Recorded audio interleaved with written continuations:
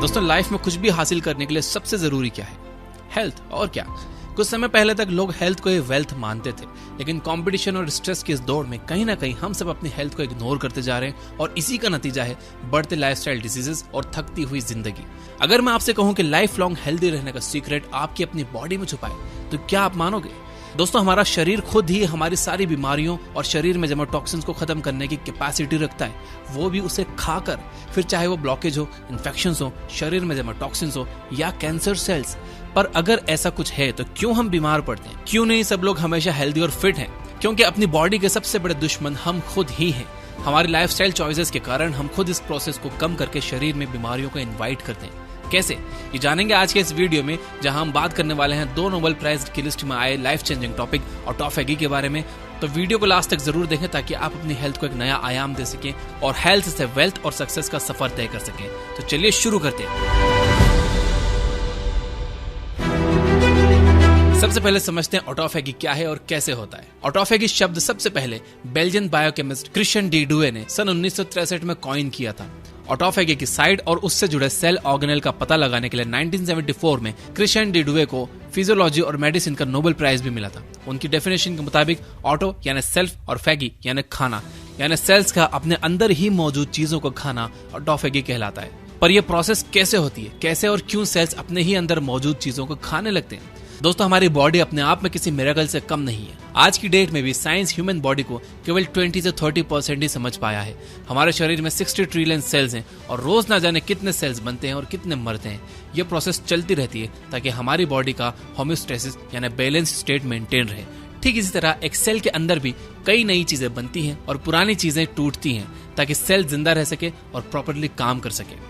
जिस तरह हमारी बॉडी सेल्स से बनी है, उसी तरह एक सेल भी कई सेल्स ऑर्गेनेल्स से मिलकर बना है। सभी ऑर्गेनेल्स अपना अपना फंक्शन करते हैं। कोई प्रोटीन बनाता है, कोई डीएनए, तो कोई एनर्जी। चाहे हम सो रहे हो या जाग रहे हो, इन सेल्स में कोई ना कोई प्रोसेस हमेशा चलती रहती है और इस दौरान कई वेस्ट मटेरियल सेल्स के अंदर इकट्ठा हो जाते हैं, जैसे कोई मिसफोल्डेड प्रोटीन, गलत बन गया न्यूक्लिक एसिड का टुकड़ा, या फिर कभी बॉडी में इन्फेक्शन हुआ, बॉडी इन्फेक्शन से लड़ी, वायरस या बैक्टीरिया तो मर गया पर उसके डेड रिमेन्स वहीं पड़े रहे। ये सारा कचरा धीरे धीरे सेल्स में जमा होता जाता है और सेल्स की फंक्शनिंग को स्लो करता है, जिससे डायबिटीज, अल्जाइमर्स, पार्किंसंस, ओबेसिटी, यहाँ तक कि कैंसर जैसे बड़ी बीमारियां भी हो सकती हैं। इसलिए सेल्स की प्रॉपर फंक्शनिंग के लिए ये बहुत जरूरी है कि ये कचरा समय समय पर साफ होता रहे और बस यहीं पर ऑटोफेगी का प्रोसेस काम आता है। ऑटोफेगी के दौरान सेल्स अपने अंदर जमा इस वेस्ट मटेरियल को रिसाइकल करके एनर्जी प्रोड्यूस करते हैं, जो सेल के सर्वाइवल के लिए बहुत जरूरी है। ऑटोफेगी बॉडी में मौजूद एक सेल का हाउसकीपिंग यानी कि बाय डिफॉल्ट फंक्शन है। आपको अलग से इसे स्टार्ट करने के लिए कुछ नहीं करना पड़ता, वो बॉडी में अपने आप होता रहता है। लेकिन प्रॉब्लम तब आती है जब ये प्रोसेस स्लो हो जाए या फिर काम ही ना करे। याद है आपको पुराना जमाना जहां लोगों को डायबिटीज जैसी प्रॉब्लम्स नहीं होती थी, लोग 100 साल तक जीते थे, वो भी फिट और हेल्दी। क्यों? क्योंकि उनकी बॉडी सही से ऑटोफेगी कर रही थी और टाइम टाइम पर अपना कचरा रिसाइकल कर रही थी। ऐसा क्या था उन लोगों की लाइफस्टाइल में जो हम लैक कर रहे हैं? वो है फास्टिंग, खाने का सही रूटीन यानी डिसिप्लिन्ड ईटिंग। आइए जरा उनकी और हमारे ईटिंग हैबिट्स को कंपेयर करते हैं। वो सुबह अर्ली मॉर्निंग उठते थे, अपने डेली के कामों के बाद एक हेवी मील लेकर अपने काम पर निकल जाते थे। काम के बहाने उनका वर्कआउट तो हो ही जाता था, उसके बाद अंधेरा होने से पहले एक बार खाना खा लेते थे और फिर सीधा अगले दिन। इसके अलावा वो लोग हफ्ते में 1 से 2 बार फास्टिंग भी करते थे। और हम क्या करते हैं? फास्टिंग तो छोड़ दो, दिन में कुछ ना कुछ खाते ही रहते हैं। 8-9 बजे नाश्ता किया, अभी वो पचा नहीं, 2 बजे लंच कर लिया, उसका लोड कम हुआ नहीं, फिर स्नैक्स, फिर लेट नाइट डिनर, यानी टोटल मेस। पर खाने का ऑटोफेगी से क्या लेना देना है? आप बताइए, अगर आपके पास सफिशिएंट अमाउंट में ताजा खाना होगा तो आप बासी क्यों खाओगे? या आपके पास नई चीजों का सरप्लस सप्लाई है तो आप कबाड़ का इस्तेमाल क्यों करोगे? किसी भी पुरानी चीज को इस्तेमाल करने का थॉट तभी आता है जब आपके पास किसी चीज की कमी हो। ठीक ऐसा ही हमारे सेल्स के साथ भी होता है। जब तक आप उन्हें एनर्जी और न्यूट्रिशन की सरप्लस सप्लाई आप एक्सटर्नली देते रहते हो, तब तक वो ऑटोफेगी मोड में नहीं जाती। चूंकि ऑटोफेगी एक सेल का बेसिक सर्वाइवल मैकेनिज्म है, तो ये तभी ट्रिगर होता है जब बॉडी में किसी तरह का स्ट्रेस हो, जैसे बॉडी कैलोरी डेफिशिएंट हो या किसी तरह का इन्फेक्शन हो। जब हम हर समय खाते ही रहते हैं तो सेल को कभी एनर्जी डेफिशिएंट स्टेट में रहने का मौका ही नहीं मिलता, जिसके कारण ऑटोफेगी सप्रेस हो जाती है और इसका नतीजा हमें बहुत सी बीमारियों के तौर पर देखने को मिलता है। 2016 में योशिनोरी ओसुमी नाम के जापानीज साइंटिस्ट को ऑटोफैगी की रिसर्च के लिए नोबेल प्राइज मिला। ये रिसर्च इतनी खास इसलिए थी क्योंकि इससे दुनिया को पता चला कि ऑटोफैगी में कौन कौन से जीन्स और केमिकल्स इन्वॉल्व होते हैं, ऑटोफैगी कैसे ट्रिगर होती है। योशिनोरी ही वो पर्सन है जिन्होंने सबसे पहली बार ये देखा कि ऑटोफैगी को ट्रिगर करने के लिए सेल का स्ट्रेस्ड एनवायरमेंट और एनर्जी डेफिशिएंट एनवायरमेंट में रहना बहुत जरूरी है। अब आइए देखते हैं मैकेनिज्म ऑफ ऑटोफैगी। ऑटोफैगी के लिए सेल का सबसे जरूरी ऑर्गेनेल है लाइसोसोम। जिस तरह हमारी बॉडी में पेट सभी चीजों को डाइजेस्ट करके उसे छोटे टुकड़ों में बांट देता है और बॉडी फिर उसे अलग अलग फंक्शंस के लिए यूज करती है, उसी तरह लाइसोसोम में भी कई डाइजेस्टिव एंजाइम्स होते हैं जो बड़े मॉलिक्यूल्स को बेसिक मॉलिक्यूल्स में तोड़ देते हैं, जिसे सेल अपनी फंक्शनिंग में यूज कर लेता है। सेल्स में ऑटोफैगी 3 तरह की होती है, मैक्रो ऑटोफैगी, माइक्रो ऑटोफैगी और शैपरॉन मीडिएटेड ऑटोफैगी। मैक्रो ऑटोफैगी, जब सेल को किसी बड़े मॉलिक्यूल जैसे बेकार ऑर्गेनेल, इन्फेक्शियस एजेंट के डेड रिमेन्स को रिसाइकिल करना होता है तो सेल सबसे पहले उसे एक तरह के बबल में रैप कर लेता है जिसे ऑटोफैगोसम कहते हैं। फिर ये बबल जाकर लियोसोम के साथ मर्ज हो जाता है और सारा कंटेंट लियोसोम में चला जाता है। माइक्रो ऑटोफैगी, जब किसी छोटे मॉलिक्यूल को डाइजेस्ट करना होता है तो ऑटोफैगोसम का फॉर्मेशन नहीं होता, वो मॉलिक्यूल सीधा लियोसोम में जाकर डाइजेस्ट हो जाता है। वहीं जब किसी स्पेशलाइज्ड प्रोटीन को डाइजेस्ट करना होता है जैसे कोई टॉक्सिन या बैक्टीरिया वायरस का कोई पार्ट, तो उसे एक खास तरह के व्हीकल पर बैठकर लियोसोम के अंदर जाना पड़ता है जिसे शैपरॉन्स कहते हैं, और इस तरह की ऑटोफैगी शैपरॉन मीडिएटेड ऑटोफैगी कहलाती है। ऑटोफैगी के प्रोसेस को समझने के बाद जानते हैं इसके बेनिफिट्स के बारे में। ऑटोफैगी एक नेचुरल सेल्यूलर प्रोसेस है जिसमें डिसफंक्शनल और अननेसेसरी चीजों का डिग्रेडेशन और रिसाइकलिंग होती है। इससे आपके बॉडी में बहुत से बेनिफिट्स होते हैं जैसे cellular repair and maintenance. Autophagy से damage protein, dysfunctional cells organelles, cellular debris जैसे कई अनवांटेड वेस्ट मटेरियल सेल्स के अंदर से रिमूव होते हैं, जिससे सेल को रिसाइकल और रिजुविनेट होने का मौका मिलता है और सेल्यूलर हेल्थ मेंटेन रहती है। ये सेल में रिपेयर और मेंटेनेंस प्रमोट करके सेल की इंटीग्रिटी और फंक्शनैलिटी को मेंटेन रखते हैं।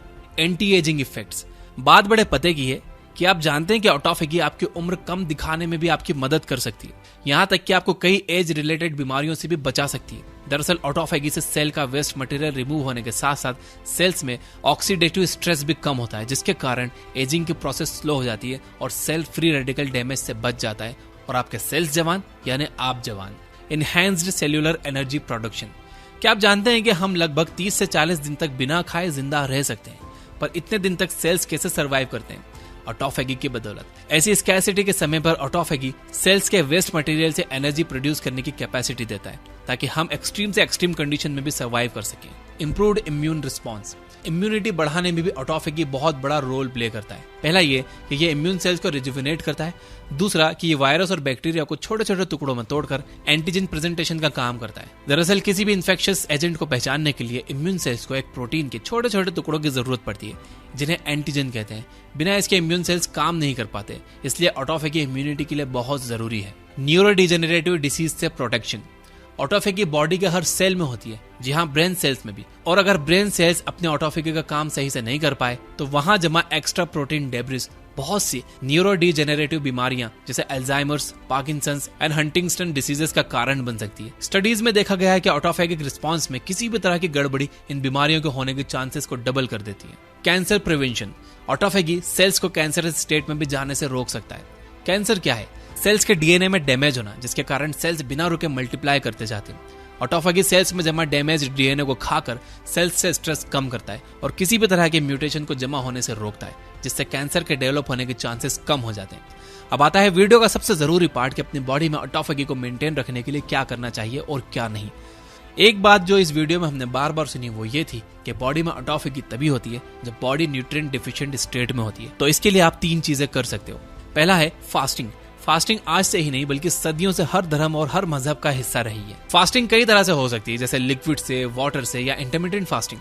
बेसिकली फास्टिंग यानी आप एक सर्टेन टाइम तक खाना छोड़ देते हो जिससे सेल्स पर स्ट्रेस पड़ता है और ऑटोफैगी स्टार्ट होती है। लिक्विड फास्टिंग, लिक्विड फास्टिंग की बात करें तो इसमें आप कम से कम 24 घंटे तक केवल पानी या पॉसिबल ना हो तो लिक्विड जूसेस ही ले सकते हो, और ये फास्टिंग आपको हर हफ्ते 1 दिन करनी होती है। शायद इसलिए पहले हफ्तों में 2 दिन फास्ट बनाए गए थे ताकि लोग एटलीस्ट 1 दिन खाना न खाएं और उनके अंदर ऑटोफैगी चलती रहे, वो हेल्दी और फिट बने रहे। लेकिन आजकल की जनरेशन फास्टिंग का साइंस जाने बिना ही इसे ढोंग कहकर नकार देती है, जबकि ये हमारी बॉडी के लिए बहुत बेनिफिशियल है। दूसरा तरीका है इंटरमिटेंट फास्टिंग का, जो आजकल वेट कॉन्शियस लोगों के बीच बहुत फेमस है। इसमें आप दिन के केवल एक पर्टिकुलर टाइम पर ही खाते हो और फिर कम से कम 12 से 16 घंटे तक कुछ नहीं खाते। जैसे आप सुबह 8 बजे से शाम 6 बजे के बीच में खा लोगे, उसके बाद आप सीधा अगले दिन सुबह 8 या 9 बजे खाओगे। इस तरह से रात को 2 बजे एक ऐसा फेस आएगा जब आपकी बॉडी एनर्जी डेफिशिएंट होगी और आपके सेल्स में ऑटोफेगी टर्न ऑन हो जाएगी। यानी जब आप सो रहे होगे तो आपकी बॉडी आराम से रिजुविनेट हो जाएगी। यही चीज हमारे पूर्वज भी किया करते थे, वो भी दिन डूबने से पहले खा लेते थे। तो हुआ ना पुराना ज्ञान नए नाम के साथ। ऑटोफेगी बढ़ाने का तीसरा तरीका है कैलोरी रिस्ट्रिक्शंस। इसमें आप फास्टिंग की तरह सेल्स को कंप्लीटली न्यूट्रिएंट डेफिशिएंट ना बनाकर उन्हें जरूरत से कम कैलोरीज प्रोवाइड करते हो, जिससे उनके अंदर ऑटोफेगी ट्रिगर हो। इसमें कई तरह के अलग अलग डाइट प्लान्स आते हैं, जैसे high fat low carb diet, जिसे आजकल केटो डाइट भी कहते हैं, फाइबर रिच डाइट और भी कई ऑप्शंस हैं। लेकिन इन ऑप्शंस को चूज करने से पहले एक बार किसी न्यूट्रिशन एक्सपर्ट की सलाह जरूर ले लेना। लास्ट है एक्सरसाइज। जब आप एक्सरसाइज करते हो, बॉडी को मूविंग रखते हो, तो चाहे आपने थोड़ी ज्यादा कैलोरी भी ले ली हो, लेकिन सब यूज हो जाती है और सेल्स एक्टिव बने रहते हैं, जिससे उन्हें ज्यादा एनर्जी की जरूरत महसूस होती है, जिसे वो ऑटोफेगी के जरिए पूरा करते हैं। यानी बेसिकली नंबर 1, हफ्ते में एक बार फास्टिंग करें या फिर 2 meals a day rule follow करें। नंबर 2, हर समय खाते ना रहें, अपने ईटिंग आवर्स को रिस्ट्रिक्ट करें। नंबर 3, खाने में एडेड शुगर्स जितनी हो सके कम रखें। नंबर 4, एक्सरसाइज करें और खुद को हमेशा एक्टिव बनाए रखें। तो ये था तरीका खुद को बड़ी आसानी से बीमारियों से दूर रखने का। अगर आप यहां तक देख रहे हो तो लाइक किए बिना मत जाना और इस वीडियो की बातों को अफर्म करने के लिए कमेंट में लिखिए yes I will. Finally, you guys are amazing. Keep reading, keep learning, keep growing. Thank you for watching.